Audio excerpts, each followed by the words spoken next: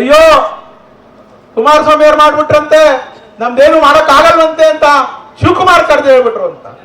ನೀವೇನು ಮಾಡ್ಬೇಡಿ, ಹೆಂಗಿದೆ ಅಂತ ಬಿಟ್ಬಿಡಿ. ನಮ್ ಸರ್ಕಾರ ಬರ್ತದೆ, ನಾವೇನ್ ಬೇಕೋ ನಾವ್ ಮಾಡ್ತೀವಿ, ನಮ್ ರೈತರಿಗೆ ಅನುಕೂಲ ಮಾಡ್ಬೇಕೋ ಮಾಡ್ತೀವಿ. ನಿಮ್ ಅಧಿಕಾರ ಅದೇ ಅಂತೇಳಿ ನೀವ್ ಇದೆಲ್ಲ ಆಟ ಆಡಕ್ ಹೋದ್ರೆ ನಾವು ಬಿಡೋದಿಲ್ಲ.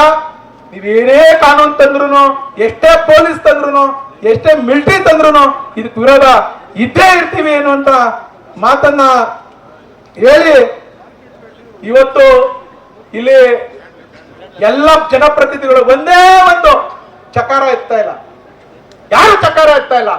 ಅದಕ್ಕೆ ಅವ್ರಿಗೆ ಧಿಕ್ಕಾರ ಇರ್ಲಿ, ನಿಮ್ ಪರವಾಗಿ ಇರ್ತೇವೆ. ನಿಮಗೆ ಹೋರಾಟ ಮುಖ್ಯ ಆಗ್ತದೆ.